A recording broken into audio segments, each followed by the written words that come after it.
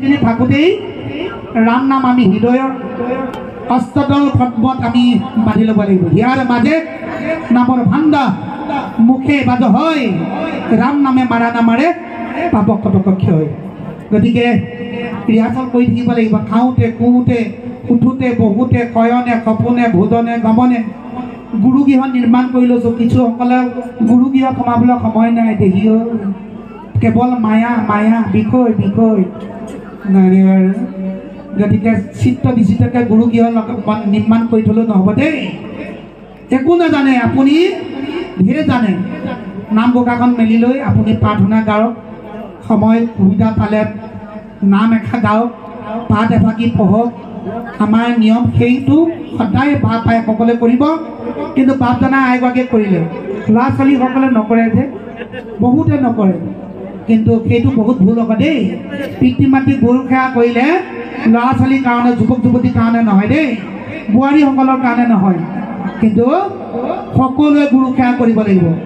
পুত্ৰ কন্যাসকলৰ কাৰণে এই কলিযুগৰ তীৰ্থ কাশী গয়া বৃন্দাবন মথুৰা যমুনা গোদাবৰী এই 7খন তীৰ্থ ঘৰতে আছে বুলি কৈছে। যিসকল পুত্ৰ কন্যাসকলে পুৱা গধূলি পিতৃ মাতৃক সেৱা ভক্তি কৰিব, সেইসকলৰ কাৰণে তীৰ্থ আৰু বেলেগত দূৰলৈ যাবলৈ কোনো প্ৰয়োজন নাই।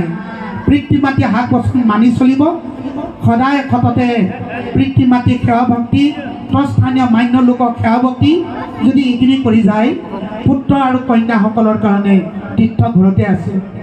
আৰু আৰু এটা তীৰ্থ আছে, যিসকল বোৱাৰী তেওঁলোকৰ কাৰণে তীৰ্থ বোলে তেওঁলোকৰ ঘৰখনতে আছে। শহু আৰু শাহুক যদি প্ৰতিনিধে শহু শাহুক বাক্য যদি মানি চলে, শহু শাহুক যদি সন্মান কৰে, আৰু শহু শাহুক যদি পুৱা গধূলি সেৱা ভক্তি কৰে, শহু শাহুক জীয়াই থাকোঁতেই পিণ্ড যদি দিয়ে, পিণ্ড জীয়াই থাকোঁতে কোন পিণ্ড কোনটো মানুহ?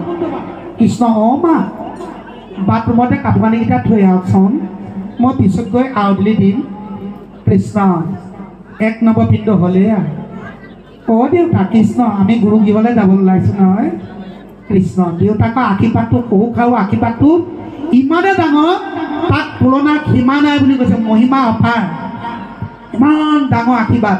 কিন্তু আমাৰ আকৌ কিছুসকলে বহুত পঢ়া শুনা কৰিলোঁ বুলি সেই অশিক্ষিত শাহুক শহুক আমি সেৱা কৰিম বুলি নকৰোঁ বুলি ভাবি থাকে দেই। সেইসকলে জানিব জীৱনটো বৃথা, আৰু মৰাৰ পিছত মানে ডাঙৰকৈ পেণ্ডেল এটা বনাই লৈ কুইণ্টেলে কুইণ্টেলে গাখীৰ দৈ অৰ্থাৎ চিৰা আখৈ যিমান জলপান খোৱাক ভকতক কামত নাহিব। জীয়াই থাকোঁতে পিণ্ড দিয়ক। পিণ্ড কোনবিলাক আমি ক'লোঁ নহয়। গতিকে মৰমৰ মাত খা, কৃষ্ণ দেউ কৃষ্ণ মা, আমি অকণমান টাউনৰ পৰা আহিব লৈছোঁ, কৃষ্ণ সেৱা ভাগ দিয়কচোন। এইবিলাক আশীৰ্বাদ লৈ যদি যায়, আপোনাৰ ঘৰ শাশ্বত পবিত্ৰতা, আপোনাৰ ঘৰ বাধা বিঘিনি বিপদ আপদ কেতিয়াও হ'ব নোৱাৰে। আমাৰ এইবিলাক চিৰন্তন সত্য ভাগৱতে আমাক সিদ্ধান্ত দি থৈছে। বাপাইসকল, আহি থকা জীৱন মুহূৰ্তত আমাৰ যুৱক যুৱতীসকলে আৰু পুত্ৰ বোৱাৰীসকলে আনন্দময় এই মানৱ শৰীৰটোৰ সঁচাকৈ কৃষ্ণময় কৰি দিয়ক। আপোনালোকে জীয়াই থকা গৃহখন বৈকুণ্ঠ কৰি লওক, তাতে নাম স্বৰূপত সদায় স্নান কৰক, আৰু শয়নে সপোনে ভোজনে গমনে কৃষ্ণ সাধনা মাৰ্গত আপোনালোকে আগবাঢ়ি যাওক। জানি ল'ব, বেয়া স্বামীজনক ভাল কৰিব পাৰিব, আৰু বেয়া শহু শাহুকো আপোনালোকৰ নাম অস্ত্ৰ দ্বাৰাই আপোনালোকে ভাল কৰিব পাৰিব। গতিকে অস্ত্ৰপাত আপোনালোকৰ কাৰণে দেই। গতিকে মাটি কিনিবা মাছ খাল, ছোৱালী আনিবা জাত ভাল, আৰু মাটি কিনিবা মাছ খাল, ছোৱালীক জাত ভাললৈ দিবলৈও কৈছে দেই। জানিছেনে জাত ভাল কোনটো? ভকতি জাতক হ'লে দিবলৈ কৈছে, আৰু ভকতি জাতৰ ঘৰৰ পৰা আনিবলৈও কৈছে। কিন্তু ছোৱালী যদি দিবলৈ আগমুহূৰ্ত, ল'ৰাটো দৰমহাখিনি পোৱাটোলৈ চিন্তা নকৰিব। যদি খুজনীয়া মগনীয়া হয়, যদি সদায় পুৱা গধূলি গুৰু সেৱা, দেউ সেৱা, নাম সেৱা, ভকত সেৱা কৰে, স্থানীয় মান্য লোকক সেৱা ভক্তি কৰে, সদায় পুৱা গধূলি পিতৃ মাতৃক সেৱা ভক্তি কৰে, সেইজন স্বামীলে বিষ্ণুৰ স্বৰূপ স্বামী। সেই বিষ্ণুৰ স্বৰূপ স্বামীলে আপোনাৰ ছোৱালীজনী দি দিয়ক দেই। জানি ল'ব, সেইজন স্বামীৰ লগত আপোনাৰ ছোৱালীজনী সঁচাকৈ পৰম গতি লাভ কৰিব পাৰিব। যদি 2 লাখ টকা বা 1 লাখ টকা বা 80,000 দৰমহা পালে ছোৱালীজনী দিয়ক, কিন্তু ল'ৰাটো স্বভাৱ চৰিত্ৰ চাই লওক, সি পানী দুনি খোৱা খাইছে নাই খোৱা 1 নম্বৰ কথা বিচাৰ কৰিব। কলি থকা জেগালৈ গৈছে নেকি সি চাই ল'ব দেই। কলি থকা জেগা জানে নহয় আপোনালোকে, কলি থকা জেগা ক'ত দিছে? ভাগৱতৰ 1ম স্কন্ধতে দিছে। কোনে দিছে? পৰীক্ষিতে কৈছে কলিক, হেৰা কলি, তুমি যেতিয়া থাকিবলৈ সুবিধা অকণ বিচাৰিলা মই তোমাক দিলোঁ, শুনা। এই নিপতি বলন্ত কলি তোক দিলোঁ স্থান, জৈত খেলে জোৰা পাখা কৰে মৈদপান, পঞ্চগুণ গৃহস্থৰ জৈত থাকৈ সেই 4 ঠাই দিল বঞ্চগয়া তাত। এইবিলাক স্থান দিলে, কলি স্থান। পানী ফুটা দিলে, আইসকলৰ ৰূপত দিলে, বজাৰত দিলে, তিনিআলি দিলে, চাৰিআলি দিলে, টাউনত দিলে। এইবিলাকত কলি থাকিবই, কিন্তু আমি নিজে সতৰ্ক হ'ব লাগিব, সাৱধান হ'ব লাগিব। কলিয়ে নোপোৱা স্থানত আমি কেনেধৰণে থাকিব লাগিব। কলিয়ে নোপোৱা স্থানত আমি অস্ত্ৰ আমি কোনপাত ল'ম? কৃষ্ণ নাম, কৃষ্ণ নাম ল'ব লাগিব। তেতিয়া কলিয়ে আমাক গাত কৰিব নোৱাৰে দেই। সেইকাৰণে বাপ ভাইসকল, যে ঘূৰ কলিযুগে মলমতি মনুষ্যৰ নাহি আন ধৰ্ম হৰি কীৰ্তনত পৰ। এই কলিযুগত যিমান মানুহ আছে সকলো মানুহৰ শৰীৰত বোলে কলিৰ কীট আছে বুলি কৈছে। কলিৰ কীট মানে কাম, ক্ৰোধ, লোভ, মোহ, মদ, মাৎসৰ্য, লাজ, ভয়, ঘিন, ঠেচ, কপট, কুচুত, অসুৰীয়া, ঠগ, প্ৰবঞ্চক, হিংসা, দ্বেষ, এইবিলাক কলিৰ পৰিয়াল। এই কলিৰ পৰিয়ালবিলাক প্ৰত্যেকৰ দেহতে আছে, কিন্তু এইসকলক আমি আঁতৰাই পঠাব নোৱাৰোঁ। মেচিন লগায়ো আমি মচি পঠিয়াই দিব নোৱাৰোঁ, কিন্তু এওঁলোকক আমি কলিযুগৰ ওপৰত দিব লাগিব। এনেকুৱা ডাঙৰ মেডিচিন আছে, ৰাম কৃষ্ণ ৰাম কৃষ্ণ, সব একেবাৰে দমন হৈ যায়, একেবাৰে যেন অকণমান কিঞ্চিতে আছে। সেইখনতে আকৌ জিপাব শিপাব। কেনেকৈ? যেতিয়া মুখত ৰাম নাম নল'ব গোটেইখন ঠন হৈ উঠিব। গতিকে আমি প্ৰত্যেকে এজন এজন চণ্ডালৰ ৰূপ ল'ব লাগিব সময়ত। গতিকে সেইটো যাতে নহয় তাৰ বাবে সবাৰ চৰণত প্ৰণিপাত জনালোঁ।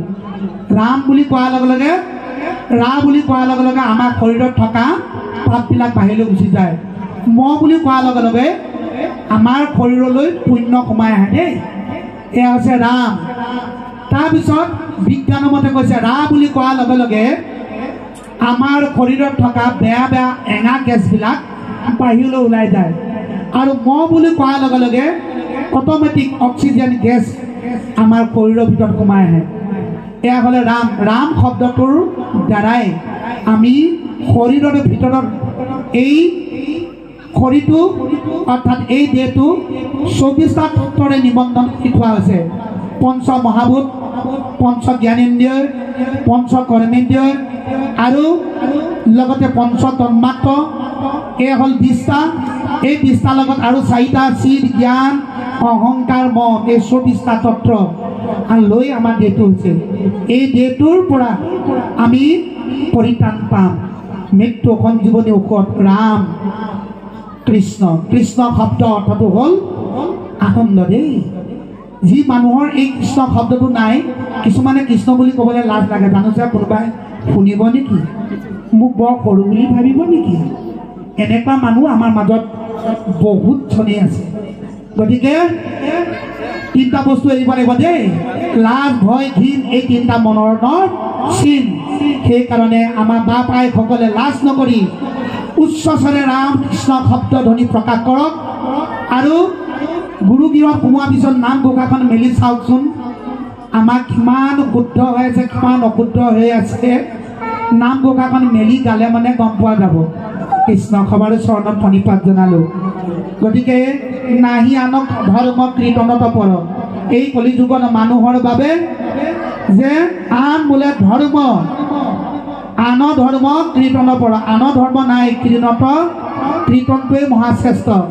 একাকীবিধ ভক্তি, একাকীবিধ ভক্তিৰ ভিতৰত 9বিধ ভক্তি প্ৰধান, যেনে শ্ৰৱণ, কীৰ্তন, স্মৰণ, অৰ্চন বন্দন প্ৰকৃত দায়িত্ব আত্মনিবেদন আৰু সেৱন এই 9বিধ ভক্তিৰ ভিতৰত 2বিধ ভক্তি শ্ৰেষ্ঠ ধৰ্ম শ্ৰৱণ আৰু কীৰ্তন শ্ৰৱণ কীৰ্তন কৰি কৃষ্ণক আৰাধে মহামুখ্য খাদে একো বিঘিনি নবাদে ভাগৱতৰ 2য় স্কন্ধত সিদ্ধান্ত কৰি দিছে সেইকাৰণে যে আন ধৰ্ম বুলি যে ক'লে আন ধৰ্মনো কি সেই কথাটো আমি জানিব লাগিব দেই তোমাৰ বিপদ বিঘিনি আহিবই মহন্ত বিঘিনি আছে মহন্ত কোনজন বাৰু এতিয়া আজি ভাওনাখনত পাব আজি মহা বৈষ্ণৱ শিৱও বিঘিনি আছে দেই 1000 নাম জপ কৰিছিলে শিৱই বিঘিনি কোনখিনি সঠিক মানে ভাগ্যৰূপে গ্ৰহণ কৰাৰ কাৰণে তেওঁ বিঘিনি আছে গতিকে আমাক হ'ব বিঘিনি হোৱাটো স্বাভাৱিক গতিকে বিঘিনি অহাটো আহক বিঘিনিবিলাকৰ দমন কোনে কৰিব যিজনে শুদ্ধভাৱে হৰিত শৰণলৈ হৰিক সুহৃদ বুলি আছে হৰিৰ প্ৰসাদে সিটো বিঘ্নিৰ মুণ্ডত ভৰি দিয়া হৰি গুণ গায়া নাচে গতিকে আমাৰ কোনো প্ৰয়োজন নাই বিঘিনিবিলাক কোনে না কয় কোনে কৰে দিয়ে আমাৰ কোনো প্ৰয়োজন নাই মাত্ৰ নিষ্কামভাৱে ভগৱন্তক আমি ভজিব লাগে কৃষ্ণ নাম আমি গাব লাগে বা পাইকসকল সেয়ে কৈছে অ শৰীৰত আছে কলি কীট যত দুখ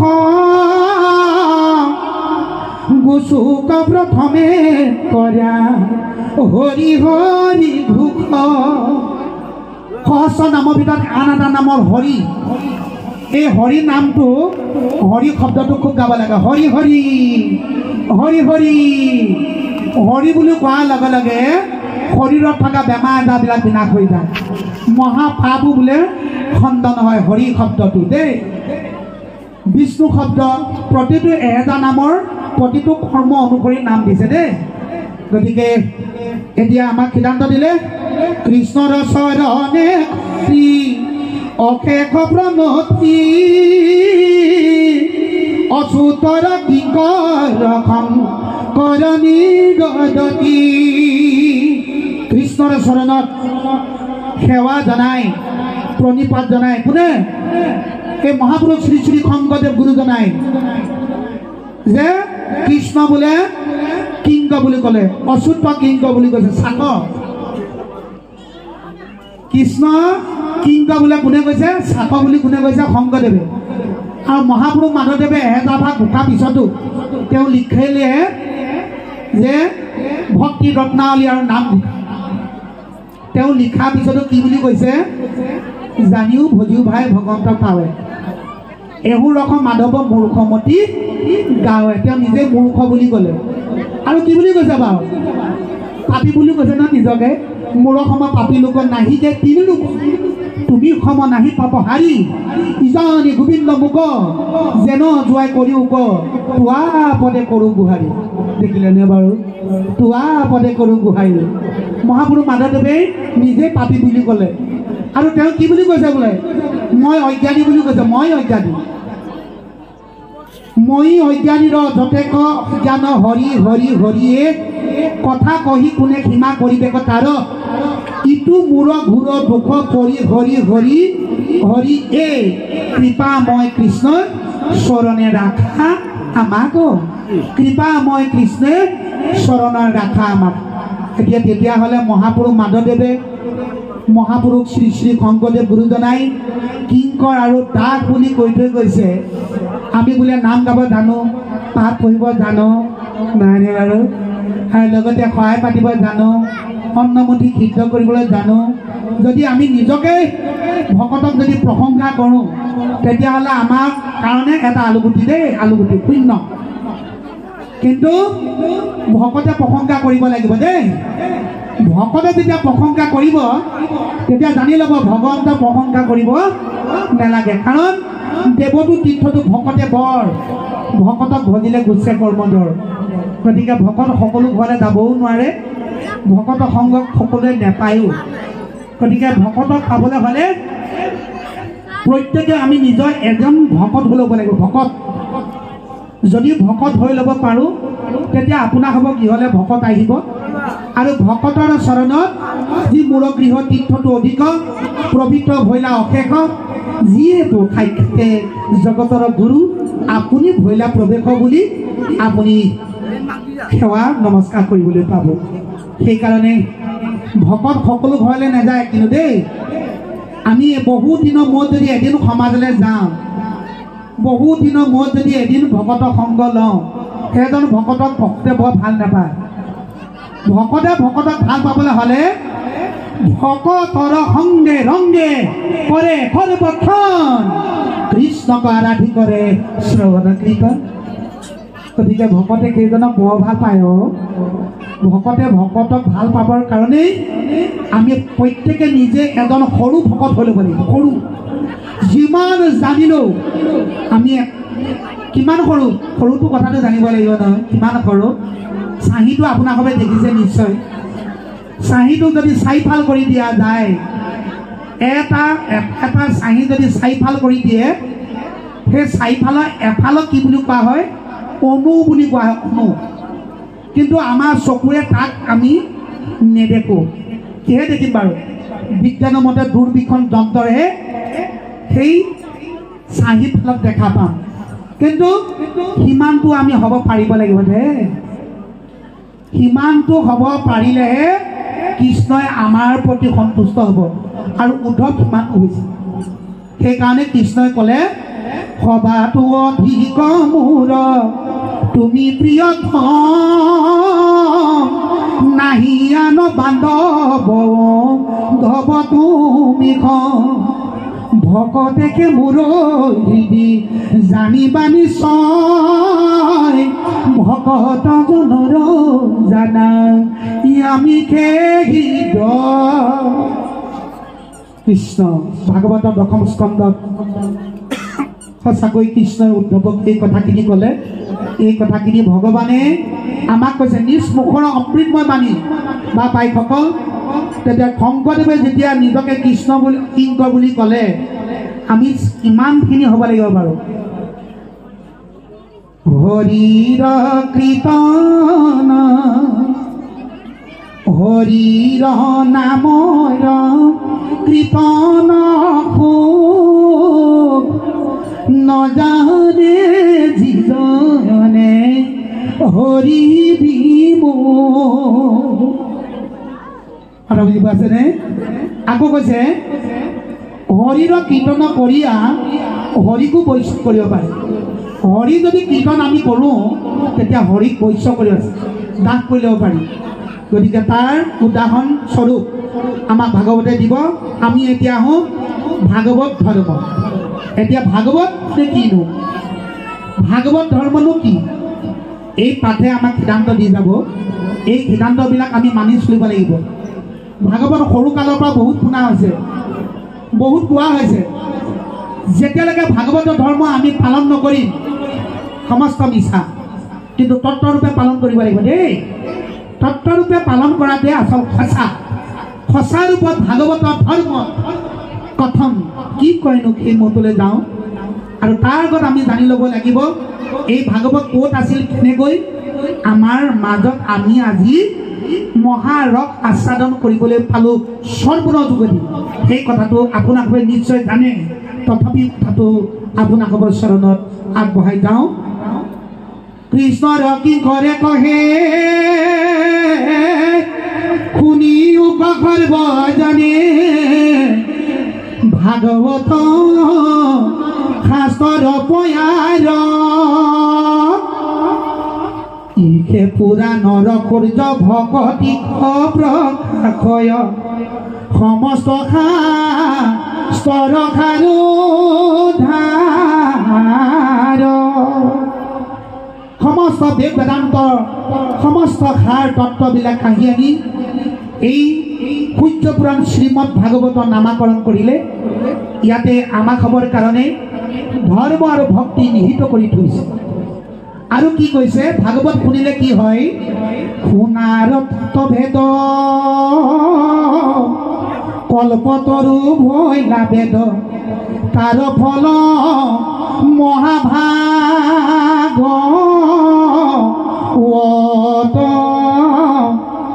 নাহি আৰু শিখা চাল নাছিলে কয়েত কাল স্বৰ্গময় পাতালময় ধত ভাগৱত যে শুনাৰ ভাগৱত কথা শুনিবলৈ আমি আগবাঢ়িব লাগিব। এই ভাগৱতক এটা ফলৰ লগত তুলনা কৰিলে ছালো নাই, গুটিও নাই, আৰু স্বৰ্গতো নাছিলে, মৰ্ত্যতো নাছিলে, পাতালতো নাছিলে। আৰু এই ভাগৱত তেতিয়াহ'লে ক'ত আছিল আমি কথাটো জানিব লাগিব। আৰু এই ভাগৱতৰ ফলটোনো কেনেকুৱা? শাৰদতম অমৃতময় কেৱল আনন্দ ৰখা পূৰ্বত আছিলা বৈকুণ্ঠ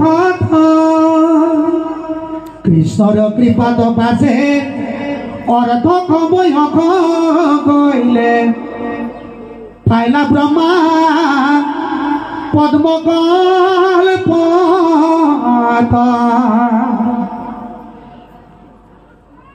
এই ভাগৱতৰ ফলটো বোলে ইমানেই মিঠা, কিহৰ লগত মানে তুলনা কৰিছে? অমৃতৰ লগত তুলনা কৰিছে। স্বৰ্গত অমৃতময়, আৰু যিমানেই শুনিব, যিমানেই অমৃতময় পাব, সিমানে আনন্দ ৰস বাঢ়ি গৈ থাকিব। আনন্দ ৰস, আনন্দ বহুত প্ৰকাৰৰ আনন্দ আপোনালোকে পাব। শ্ৰীদানন্দ, সদানন্দ, পৰমানন্দ, হৃদয়ানন্দ, উপাসানন্দ, স্বৰূপানন্দ, নিৰানন্দ, এই আনন্দবিলাক পাব। ক'ৰ পৰা পাব? ভাগৱতত যদি শ্ৰদ্ধাই শুনে, ভাগৱতৰ কথা যদি আপোনালোকে জানে, ভাগৱতৰ কথা তত্ত্বৰূপে যদি লয়, তেতিয়া এই ভাগৱত ক'ত আছিল? যে পূৰ্বতে বৈকুণ্ঠত আছিল। কৃষ্ণই কি কৰিলে? কৃষ্ণই কৃপাত তেওঁ নিজে আহি ৪টো শ্লোকত ব্ৰহ্মা বোলে পদ্ম কল্পৰ যুগত আধা বয়ে গুচিয়ে গ'ল। ব্ৰহ্মাক আহি এই ভাগৱতৰ তত্ত্বৰ ৰহস্য কথা দি থৈ গ'ল। কিন্তু ব্ৰহ্মাই শুনিলে তেওঁ কি কৰিলে? আমাৰ লিখাকে কিছুসকলে ভাগৱতৰ কথা শুনি পিনি থৈ দিয়ে। ভকতৰ লগত আলোচনা কৰিবলৈ সময় নাই, সেইসকলে ভাগৱতৰ কথা এনেই শুনা ধৰে, কিন্তু আলোচনা কৰিব লাগিব। ব্ৰহ্মাই সেইকাৰণে কি কৰিলে? যদি মোৰ অন্ততে থৈ দিওঁ, তেতিয়াহ'লে মই ব্ৰহ্মা নাম লোৱা কামত নাথাকিব। মই এটা কামেই কৰোঁ। বোলে কামটো কোনটো কৰিলে জানিনে? ব্ৰহ্মাই দিলে নাৰদক ইটো ফলৰ ৰহস্য নাৰদে ব্যাসক আনি দিলা, নগলে দিলে ভাঙি ইডালে সিডালে লাগি কুক মুখে ভূমিত পহিলা। ব্ৰহ্মাই দিলে নাৰদক ইটো ফলৰ ৰহস্য, নাৰদে ব্যাসক আনি দিলা, নগলে দিলে ভাঙি ইডালে সিডালে লাগি কুক মুখে ভূমিত পহিলা। আজি কুকৰ মুখৰ দ্বাৰাই পৰীক্ষিত ক'বলৈ পোৱা কাৰণেই তাৰপিছত পৰীক্ষিতক অভিশব্দ পৰীক্ষিত কোনে ক'লে? শুকে ক'লে, ব্যাসনন্দন শুক। আৰু এই 7 দিনত ভাগৱতৰ কথা শুনি তেওঁ বৈকুণ্ঠী প্ৰাপ্তি হ'ল। আৰু পৰীক্ষিতে যেতিয়া মুক্তি সাধন কৰিলে, তেতিয়াহ'লে 28 সহস্ৰী বেদত প্ৰধান বিষ্ণুৰ নৈমিষ ক্ষেত্ৰ মহাপুণ্য স্থান মান্য কৰি ভূত কপা তিলা সত্ৰ তথা শুনক প্ৰভুকে শুনে ভাগৱত কথা।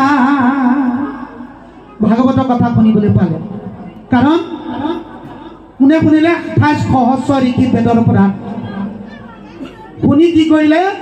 তেওঁলোকে মুক্তি সান্নিধ্য পালে। আৰু সেই কথাখিনিকে কৃষ্ণই বৈকুণ্ঠলৈ যোৱা আগমুহূৰ্তত উদ্ধৱ মহন্ত আগত কৰি থৈ গ'ল।